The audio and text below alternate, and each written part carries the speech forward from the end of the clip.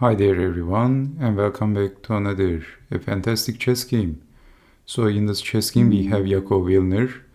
His opponent was Vitaly Chekhover.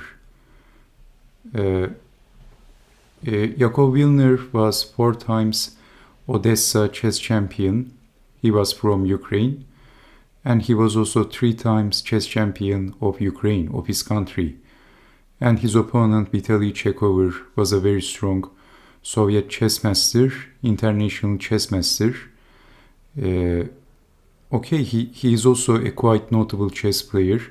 So this chess game was played in the Leningrad Chess Championship from 1930. Okay, let's see what happened. It's a very notable chess game that showcases the importance of the bishop pair, how to effectively use the bishop pair when they coordinate perfectly together.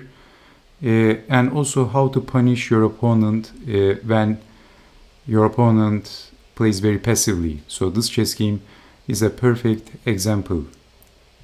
Okay, so let's quickly see what happened in this very interactive game. By the way, Yakov Vilner unfortunately has passed away at the young age of 31.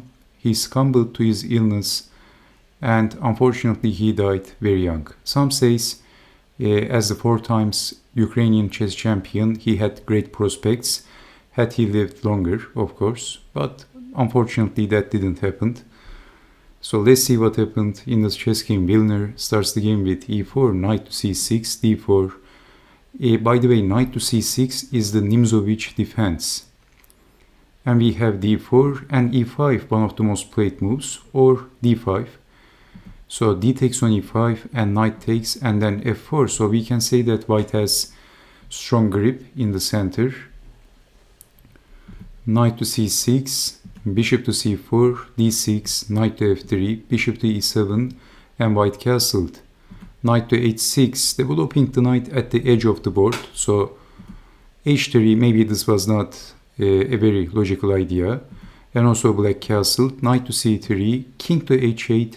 So black wants to reorganize his knight and then knight to f6, g4, and white is immediately charging with pushing his pawn in front of the king. A very aggressive plan, but he seizes the opportunity as black is playing a little bit passively. So knight goes back and then b3, so planning to fianchetto the bishop on b2, and you can see that both bishops is going to aim the king side like 2 snipers. Bishop to e6, bishop to e2, and then f6, bishop to b2, bishop to f7, knight to d5, and also knight is getting in, queen to d7, queen to e1, planning to visit on h4, rook over, and simply queen to g3 first. Bishop goes back, bishop to d3, both defending the e-pawn, and you can see that the bishop is aiming the king. So, and also this dark square bishop has bright future. Knight goes back and then exchanging the knights and centralizing the rook. Queen goes back and then queen to h4 as planned.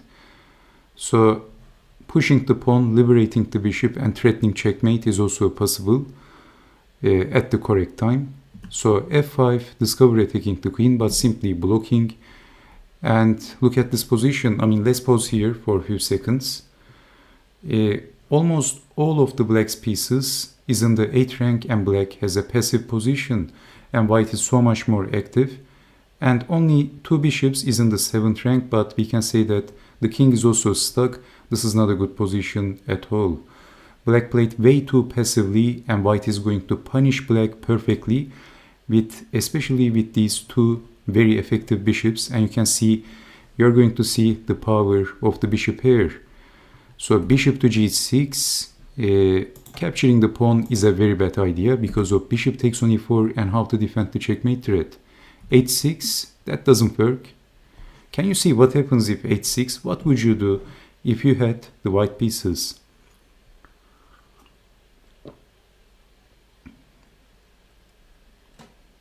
Did you see the move?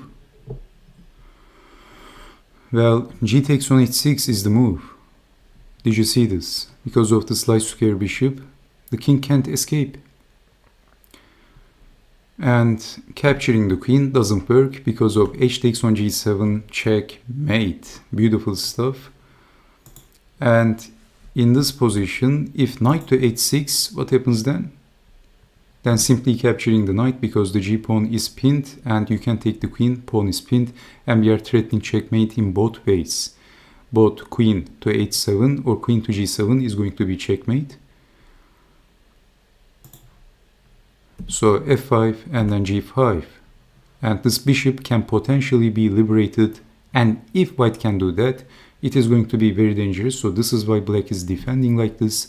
Bishop to g6, e takes on f5, bishop takes, fighting for the slight diagonal, and then knight to d4, another very annoying move. Knight to h6. If capturing the bishop, then knight to e6, forking queen and the rook, and there is also another threat. So if defending the queen, checkmate on the spot, a knockout punch. So knight to d4, knight to h6, and then knight to e6, very dangerous, forking queen, rook, and also attacking on g7. Bishop takes on g7 is also possible. So bishop takes on g5 because of desperation. Well, you can see that if capturing the knight, queen takes knight is also possible, and the pawn is going to be pinned and threatening checkmate. Actually, there is no good defense in that possible variation. Bishop takes on g5 because of desperation. F takes on g5. Rook takes, bishop takes, simplifying the game and hoping for the best. And in here, actually, the material is even, but maybe queen takes knight comes to mind because this g-pawn is pinned, but white has a stronger move in this position. Yakov Vilner didn't miss the opportunity, the 4 times chess champion of Ukraine. He played, watch this, lightning strike, bishop takes on g7, and we have king to g8. If king takes bishop, then black basically is getting checkmated like this.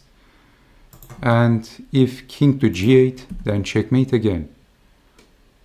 So a lightning strike, bishop takes on g7, king to g8, and here comes the second lightning strike, bishop takes on h7, and Chekhover resigned. Checking Chekhover. A nice name, isn't it, for a chess player? Chekhover. A very nice name for a chess player.